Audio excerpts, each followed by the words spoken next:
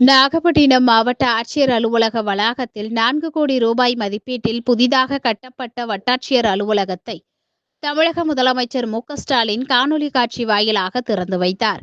நாகை புதிய வட்டாட்சியர் அலுவலகத்தில் நடைபெற்ற நிகழ்ச்சியில் மாவட்ட ஆட்சியர் ஆகாஷ், மீன் வளர்ச்சி கழக தலைவர் கௌதமன், சட்டமன்ற உறுப்பினர்கள் நாகை மாலி, ஆலூர் ஷானவாஸ், நகர்மன்ற தலைவர் மாரிமுத்து குத்துவிளக்கு ஏற்றி அலுவலகத்தை தொடங்கி வைத்தனர்.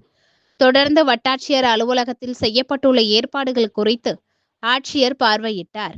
மயிலாடுதுறை மாவட்டம் மயிலாடுதுறை மற்றும் நாகப்பட்டினம் மாவட்டம் நாகப்பட்டினத்தில் 8 கோடியே 58 லட்சம் 39,000 ரூபாய் செலவில் கட்டப்பட்டுள்ள 2 வட்டாட்சியர் அலுவலக கட்டடங்களையும் மற்றும் 7 கோடியே 47 லட்சம் 21,000 செலவில் கட்டப்பட்டுள்ள 25 வருவாய் ஆய்வாளர் அலுவலகத்திற்குரிய குடியிருப்பு ஆகிய மொத்தம் 11 கோடியே 5 லட்சம் 60,000 செலவு கட்டப்பட்டுள்ள 27 வருவாய்த்துறை கட்டடங்களை மாண்புமிகு முதலமைச்சர் அவர்கள் தங்களது பொற்களங்களால் தேர்ந்து வைக்குமாறு பணிவன்புடன் கேட்டுக்கொள்கிறேன்.